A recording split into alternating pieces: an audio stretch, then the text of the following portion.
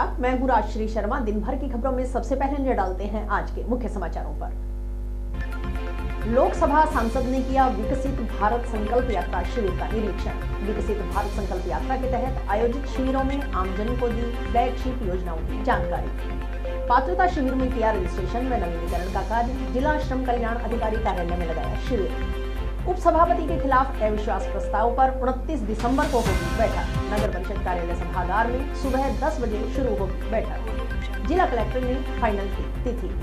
National sports के gold medallist बच्चे सम्मानित। डीएवी सेंटेनरी पब्लिक स्कूल में वार्षिक खेल उत्सव में सम्मान समारोह आयोजित। और अब समाचार विस्तार से। भारत सरकार की ओर से संचालित विभिन्न फ्लैगशिप योजनाओं एवं इनके प्रभावी क्रियान्वयन की जानकारी आमजन तक पहुंचाने एवं आमजन को योजनाओं का लाभ दिलवाने के उद्देश्य से विकसित भारत संकल्प यात्रा के तहत गुरुवार को जिले की विभिन्न ग्राम पंचायतों में प्रचार प्रसार वैन एवं शिविरों के माध्यम से भारत सरकार की विभिन्न योजनाओं की जानकारी दी गई। इस दौरान सभी ग्राम पंचायतों में आयोजित शिविरों में भारत सरकार की ओर से संचालित विभिन्न योजनाओं से लाभान्वित लोगों ने मेरी कहानी मेरी जुबानी के तहत अपने अपने अनुभव बताए। विकसित भारत संकल्प यात्रा के तहत ग्राम पंचायतों में आयोजित शिविरों के दौरान स्वास्थ्य विभाग की ओर से आमजन की विभिन्न प्रकार की स्वास्थ्य जांच की गई। साथ ही छात्र छात्राओं, पुरुषों व महिलाओं की ओर से सांस्कृतिक कार्यक्रमों की प्रस्तुतियां दी गई। इस दौरान किसानों को जैविक खेती, मृदा स्वास्थ्य कार्ड, नैनो फर्टिलाइजर्स सहित उन्नत खेती से संबंधित अन्य जानकारी भी प्रदान की गई। वहीं मौजूद आमजन को हमारा संकल्प विकसित भारत की शपथ दिलाई गई। जिला परिषद मुख्य कार्यकारी अधिकारी सुनीता चौधरी ने बताया कि गुरुवार को हनुमानगढ़ उपखंड के 6-8 LLW नवा ग्राम पंचायत में और भादरा उपखंड के घेऊ कनाऊ में विकसित भारत संकल्प यात्रा का कार्यक्रम आयोजित किया गया और शिविर भी आयोजित किए गए।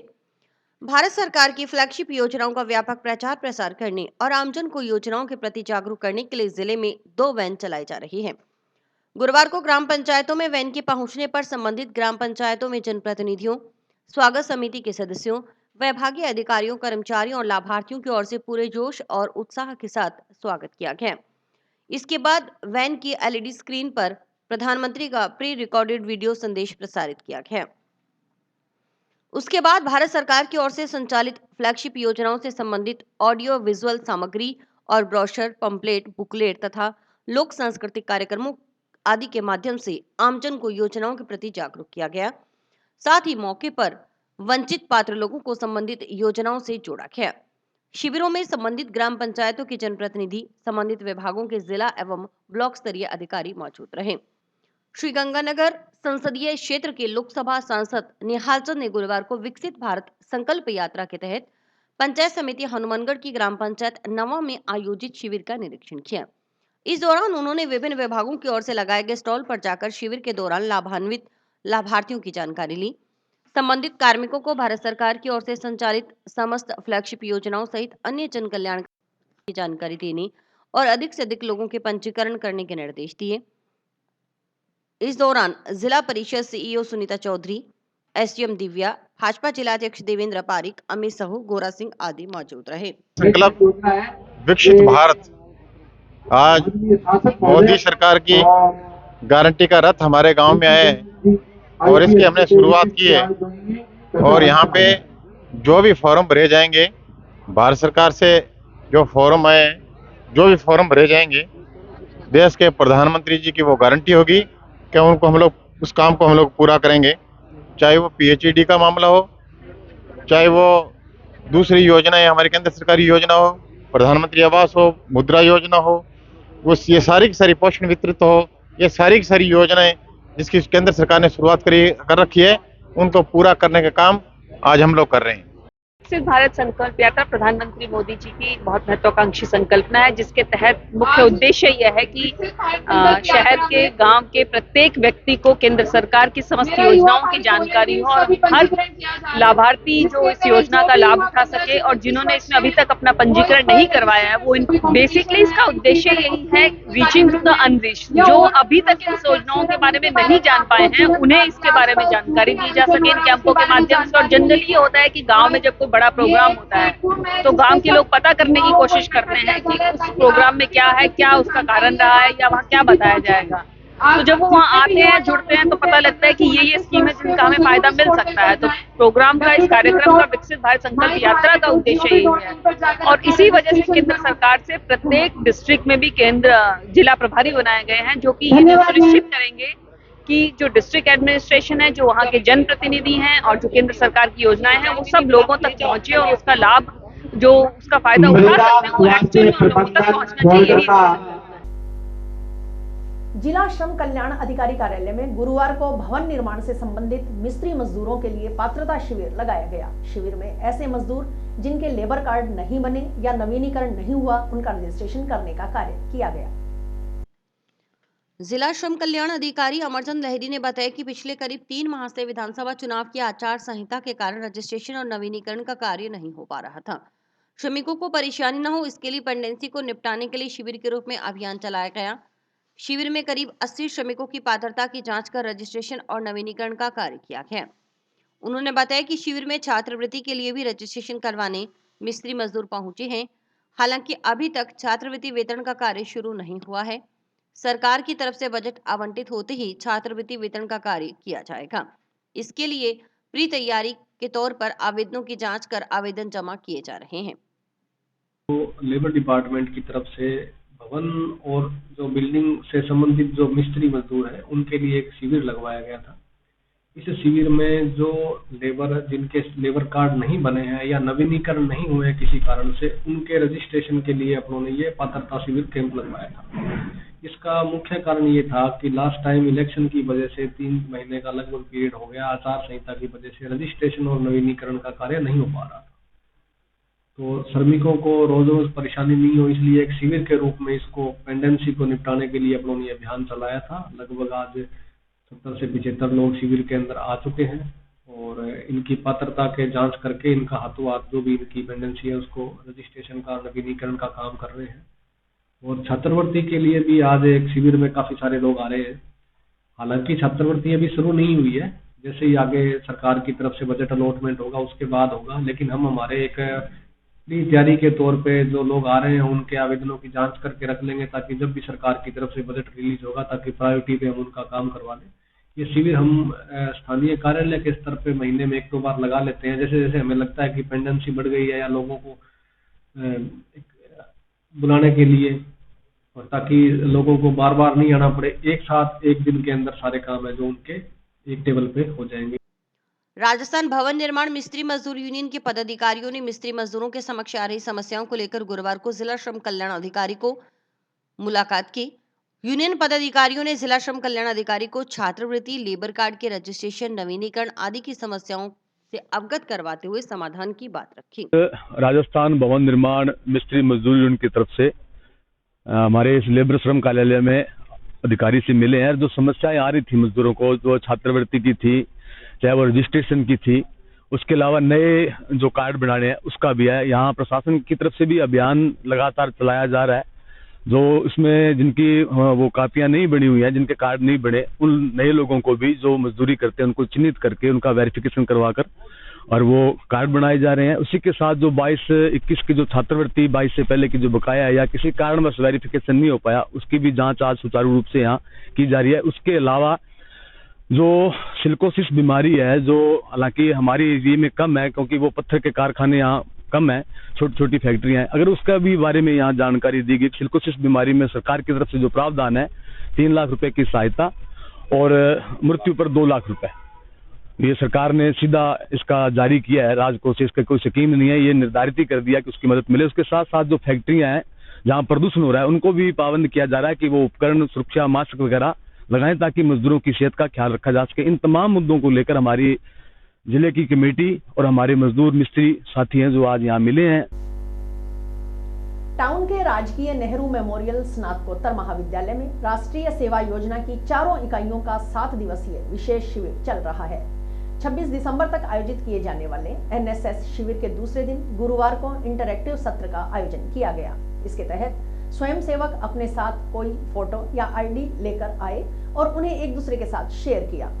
इस सेशन के बाद स्पोर्ट्स का सेशन हुआ, इसमें खो-खो खेल का आयोजन करवाया गया।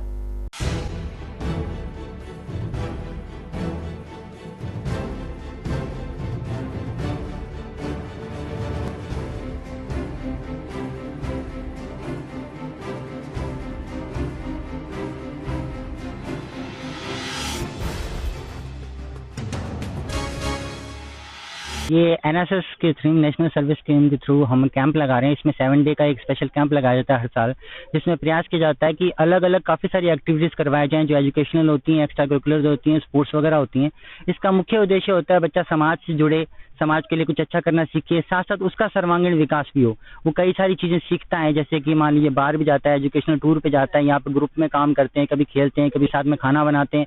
तो इससे क्या है, व्यक्ति सोशल हो जाता है, उसकी हिचक दूर होती है, वो कई चीज़ें सीखता है, कैसे सोसाइटी में कोऑपरेट करना है, कोऑपरेशन की भावना सीखता है, सबसे बड़ी बात है। इसलिए हमने इनको ग्रुप में डिवाइड किया है, इनको टास्क दिए, एनएसएस कैलेंडर के बारे में हम इनको बता रहे हैं और इन सबको प्रोजेक्ट्स दिए हैं अलग अलग डे के बारे में, ताकि उस पर कुछ न कुछ काम करें, को पोस्टर बना के लाए, रंगोली के माध्यम से, जैसा जिस बच्चे का जैसा इंटेलेक्ट है, मतलब उसकी जो पसंद है उसके हिसाब से वो मैसेज, सोशल मैसेज दे सकता है कि नहीं दे सकता, वो कम्युनिकेट कर सकता है कि नहीं। सोसाइटी में कोई डिफरेंस पाने के लिए पहले उसको खुद के अंदर एक परिवर्तन लाना पड़ता है, और परिवर्तन ऐसे कैंप्स के माध्यम से आता है, जो अपने दोस्तों से, अपने टीचर से कुछ ना कुछ अच्छा सीखता है, अपनी अच्छी बातें दूसरों को कन्वे कर पाता है, दूसरों की अच्छी बातें ग्रहण कर पाता है। फिर वो सोसाइटी में जब मिक्सअप होगा, इस कैंप के बाद जब जॉब लगेगा या कोई भी काम करेगा, अपना करे चाहे गवर्नमेंट करे, वो ये यादें, ये चीज़ें, ये जो ट्रेनिंग है उसको धीरे धीरे एक कल्चरल और सोशल इम्पैक्ट लेके आएगी उसके जीवन में, जो इम्पैक्ट जो है पूरे देश में धीरे धीरे ट्रांसफर होगा। क्योंकि एनएसएस की बहुत सारी इकाइयाँ चलती हैं, एनएसएस है, एनसीसी है, ये अलग अलग माध्यम अलग अलग हो सकते हैं, लेकिन इनका जो एक रिजल्ट है या इनका जो ऑब्जेक्टिव है वो एक ही है। उद्देश्य हमारा सबका एक ही है, बच्चों को ज़्यादा से ज़्यादा एक अच्छा नागरिक बनाना, ताकि समाज में और देश में उन्नति हो सके। इसे फर्स्ट ईयर की स्टूडेंट हूँ। आज हमारा एनएसएस का सेकंड कैंप है, सेकंड डे है कैंप का, और कल हमारा फर्स्ट डे था, जहाँ पर हमें सबसे पहले तो एनएसएस क्या होता है, एनएसएस की विशेषताएं क्या है, एनएसएस के माध्यम से हम कैसे लोगों की मदद कर सकते हैं, समाज सेवा में अपना योगदान दे सकते हैं, आदि इत्यादि, उसके बारे में पता लगा। उसके अलावा हमें एक साइंटिस्ट और इनसे मिलवाया गया, जिन्होंने हमें अपना एक्सपीरियंस बताया और एनएसएस की जितनी भी विशेषताएं हैं वो सब बताई। नगर परिषद उपसभापति अनिल खीचड़ के खिलाफ अविश्वास प्रस्ताव पत्र पेश करने के मामले को लेकर गुरुवार को नगर परिषद की बैठक की तारीख तय हो गई है। जिला कलेक्टर रुक्मणी रिहार सियाग की ओर से नगर पालिका एक्ट के तहत कार्यवाही करते हुए बैठक के लिए 29 दिसंबर की तिथि फाइनल की गई है। एडीएम कपिल यादव ने इसकी पुष्टि की। नगर परिषद कार्यालय के सभागार में सुबह 10 बजे बैठक शुरू होगी। गुरुवार को प्रशासन की ओर से अविश्वास प्रस्ताव पेश करने वाले पार्षदों को चिट्ठी भेजकर बैठक की तारीख की जानकारी दी गई है। उधर पल पल बदल रही शहर की सियासत को लेकर अविश्वास प्रस्ताव पेश करने वाले सभी 49 पार्षदों की मंडावा में अज्ञात जगह पर बाड़ाबंदी की गई है। बताया जा रहा है कि ये सभी 49 पार्षद अब 29 दिसंबर को बैठक के दिन ही हनुमानगढ़ लौटेंगे। सभापति सुमित रणवा खेमे को अविश्वास प्रस्ताव पास करवाने के लिए 46 पार्षदों का समर्थन चाहिए। वहीं उपसभापति अनिल खिच्चड़ को अविश्वास प्रस्ताव गिराने के लिए 15 पार्षदों का समर्थन चाहिए। सभापति रणवा का दावा है कि विधायक सहित उनके पास कुल पार्षदों की संख्या 53 है। उधर अविश्वास प्रस्ताव के खिलाफ 8 पार्षदों का समर्थन उपसभापति के पास होने की बात सामने आई है। अगर 29 दिसंबर को होने वाली बैठक में सभापति सुमित रणवा खेमा अविश्वास प्रस्ताव पास करवाने में सफल हो जाता है तो उपसभापति कौन बनेगा यह अभी तय नहीं हुआ है। विधायक गणेशराज बंसल का कहना है कि अविश्वास प्रस्ताव पेश करने वाले पार्षदों की रायशुमारी से ही नाम तय किया जाएगा। नगर परिषद हनुमानगढ़ के उपसभापति के विरुद्ध अविश्वास प्रस्ताव के संदर्भ में कल 49 पार्षदों ने अविश्वास प्रस्ताव की कॉपी प्रस्तुत की है। उसी के तहत नगर पालिका एक्ट के तहत कार्रवाई करते हुए अब इस प्रकरण के संदर्भ में 29 तारीख को बैठक का आयोजन प्रस्तावित किया गया है। सभी जो योग्य इसके सदस्य हैं उनको जो सूचना आज भिजवा दी गई। इसका सुबह 10 बजे टाउन नगर परिषद में बैठक का आयोजन किया जाएगा। उसके बैठक के दौरान अगर अविश्वास प्रस्ताव पारित हो जाता है तो उसके मद्देनजर, और अगर पारित नहीं होता तो उसके मद्देनजर जो भी कार्रवाई उसमें की जाएगी। टाउन के डीएवी सेंटेनरी पब्लिक स्कूल में गुरुवार को वार्षिक खेल उत्सव का आयोजन किया गया। इसमें बच्चों के लिए कक्षा वाइज खेल प्रतियोगिताओं का आयोजन किया गया। इस मौके पर सम्मान समारोह भी आयोजित किया गया। इसमें डीएवी नेशनल स्पोर्ट्स के गोल्ड मेडलिस्ट बच्चों को सम्मानित किया गया। कार्यक्रम के मुख्य अतिथि द्रोणाचार्य अवार्डी आरडी सिंह थे। कार्यक्रम में गणमान्य नागरिक, विद्यालय स्टाफ, बच्चे व उनके अभिभावक मौजूद रहे। कक्षा 9वीं की छात्राओं ने शानदार नृत्य प्रस्तुत कर कार्यक्रम में समा बांध दिया। ध्वजारोहण के साथ खेल गतिविधियां शुरू हुई। खेल मैदान पर खिलाड़ियों में जबरदस्त ऊर्जा का संचार देखने को मिला। इस अवसर पर chair race, book balancing race, back race, spoon race, बाधा दौड़, रस्साकशी, लंबी कूद आदि खेलों का आयोजन हुआ। चेयर रेस में सृष्टि, स्पून रेस में हिमानी, बॉल ब्लेसिंग रेस में हर्ष प्रताप और लेग रेस में अहद और लंबी कूद में तनिष्का ने प्रथम स्थान प्राप्त किया। अभिभावकों के लिए भी विभिन्न प्रतियोगिताओं का आयोजन किया गया। मुख्य अतिथि द्रोणाचार्य अवार्डी आरडी सिंह ने कहा कि पूर्व में देखा जाता है कि स्कूलों में बच्चों की खेलों से दूरी बनाकर रखी जाती थी। बच्चों को खेल में हिस्सा लेना बड़ा मुश्किल रहता था, लेकिन पिछले कुछ समय से इसमें बदलाव नजर आया है।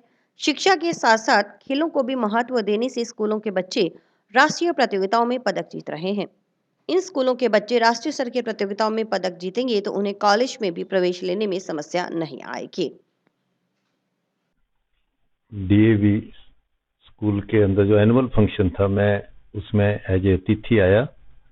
मैंने यहाँ देखा कि पहले जो इस प्रकार के स्कूल थे कॉन्वेंट, उनमें ये स्पोर्ट्स के मतलब बहुत ही दूरियां बना के रखते थे।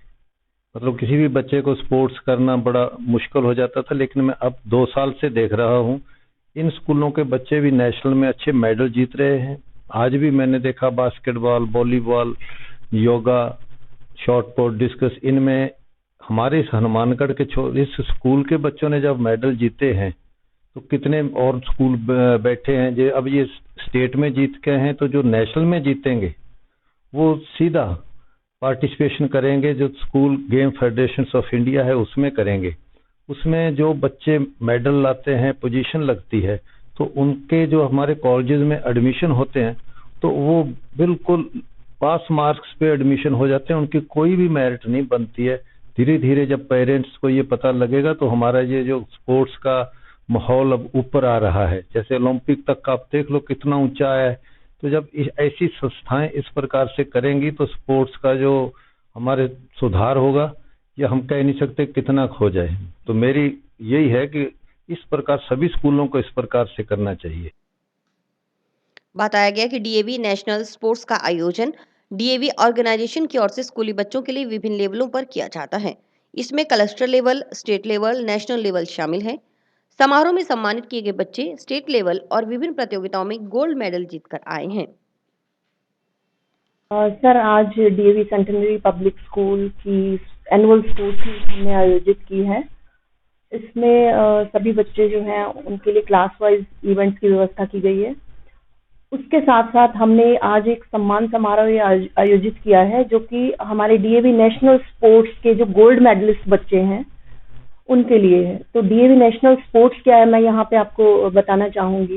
डीएवी ऑर्गेनाइजेशन स्पोर्ट्स आयोजित करता है स्कूली बच्चों के लिए, जो कि विभिन्न लेवल्स पे होते हैं। क्लस्टर लेवल, और उसके बाद है स्टेट लेवल, फिर है नेशनल लेवल। तो ये बच्चे जो है जिनको आज सम्मानित किया गया है, ये स्टेट लेवल पे विभिन्न प्रतियोगिताओं में गोल्ड मेडल जीत के आए हैं, जिनमें कि हमारी टीम की बॉयज की बास्केटबॉल टीम, वॉलीबॉल टीम और चेस के बच्चों ने गोल्ड मेडल प्राप्त किया है। उसके साथ ही मैं बताना चाहूंगी लड़कियों की योग टीम गोल्ड मेडलिस्ट रही है, वो नेशनल खेलने जाएंगी।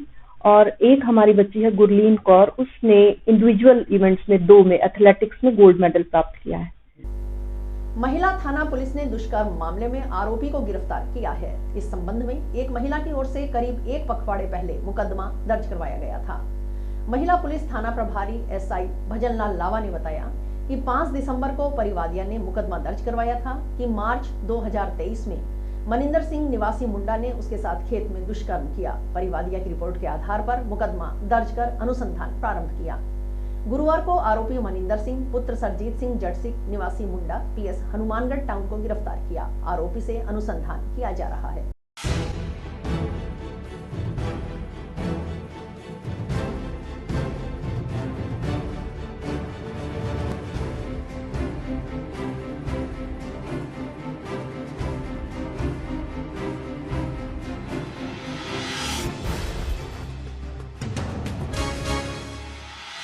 दिनांक 5/12/2023 को हमारे पास एक परिवार पे मुकदमा दर्ज किया गया था 376 एनक्लोज N 506 IPC में, जिसमें आज दिनांक को हमने मुलजिम को गिरफ्तार किया है, जिसका नाम मनिंदर सिंह पुत्र सरजीत सिंह है, जाति जटसिक है और निवासी मुंडा गांव का है। आज हमने उसमें गिरफ्तार किया। जिला उपभोक्ता विवाद प्रतितोष आयोग हनुमानगढ़ ने प्रीमियम न बढ़ाने के निवेदन को अस्वीकार किए जाने को सेवा में कमी का मामला माना है। आयोग ने HDFC general insurance company limited को आदेश दिया है कि वह परिवादी को 2 माह के अंदर 8% ब्याज समेत प्रीमियम राशि अदा करे, साथ ही मानसिक क्षतिपूर्ति और परिवाद व्यय पर खर्च राशि भी दे। परिवादी की ओर से पैरवी अधिवक्ता दीपक शर्मा ने की। प्रकरण के अनुसार दीपक शर्मा पुत्र दिनेश शर्मा ब्राह्मण निवासी कड़वासरा कॉलोनी जंक्शन ने जिला उपभोक्ता विवाद प्रतितोष आयोग हनुमानगढ़ में परिवाद पेश कर बताया कि उसने 2 फरवरी 2017 को HDFC general insurance company limited से हेल्थ सुरक्षा पॉलिसी सिल्वर प्लान खरीद किया। इसमें प्रीमियम अदा करने का मोड हर 2 वर्ष का चुना। हर 2 वर्ष में 14,277 रुपए की प्रीमियम पर पॉलिसी जारी की गई। उसने 2 वर्ष बाद पुनः पॉलिसी को रिन्यू करवाया।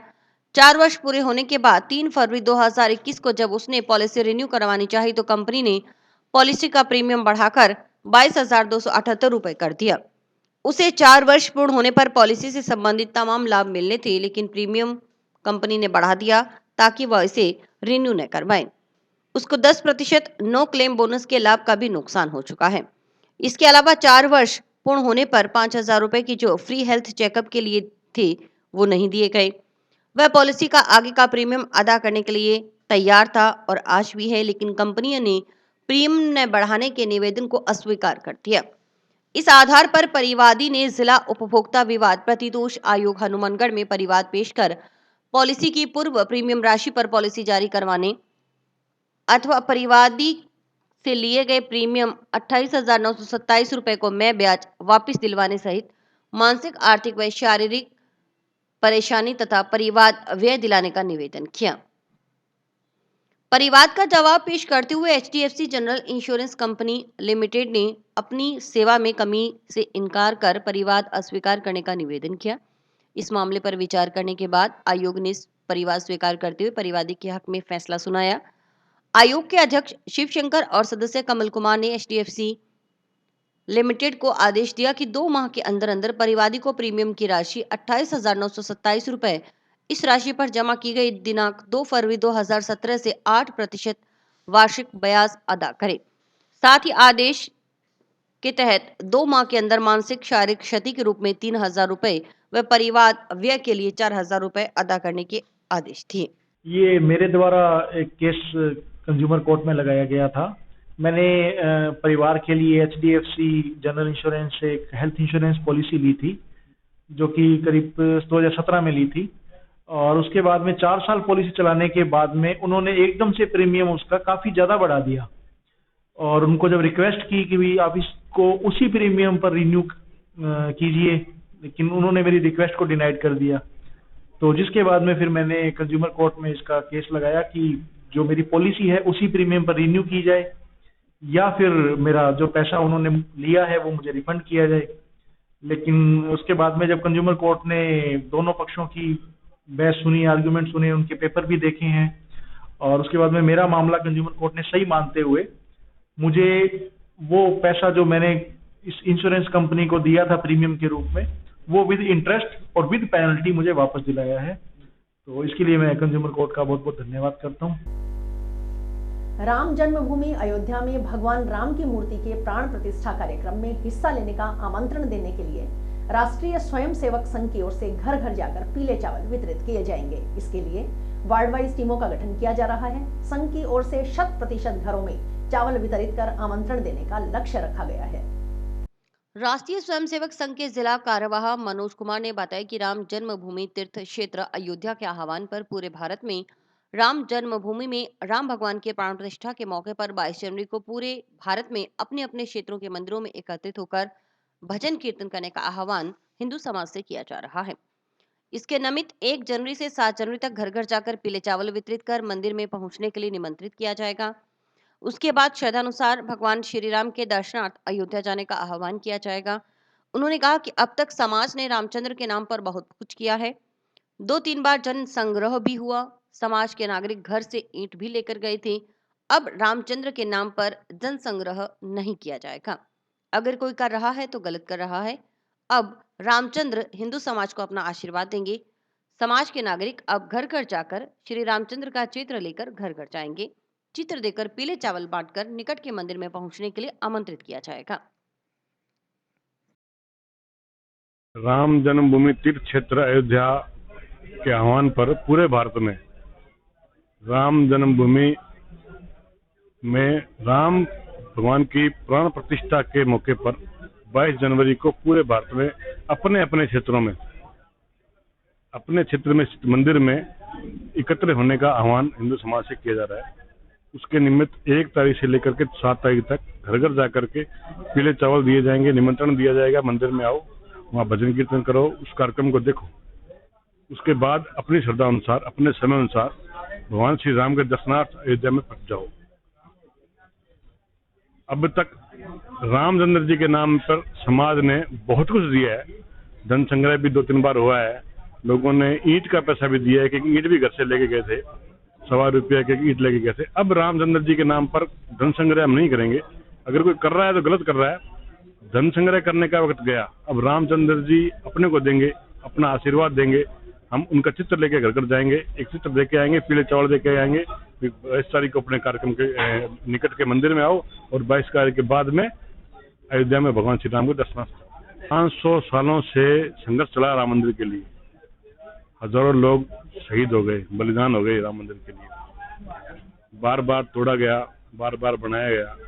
आज ये कितना सौभाग्य का दिन है कि मैं हिंदू हूँ।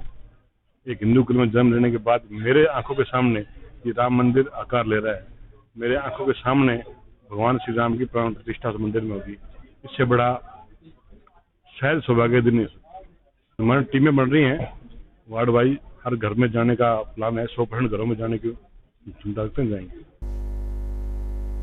डॉक्टर लाल पथ लैब की ओर से 23 और 24 दिसंबर को मेगा बीटीएल कैंप का आयोजन किया जा रहा है। इस कैंप में sugar, haemoglobin, calcium, cholesterol test मात्र 10 रुपए और यूरिक एसिड 20 रुपए और HbA1c मात्र 199 रुपए में किए जाएंगे। इसके अलावा शिविर में फुल बॉडी चेकअप काफी रियायती दर पर किया जाएगा। शिविर का आयोजन टाउन गुरुद्वारा के सामने स्थित डॉक्टर लाल पथ लैब में होगा।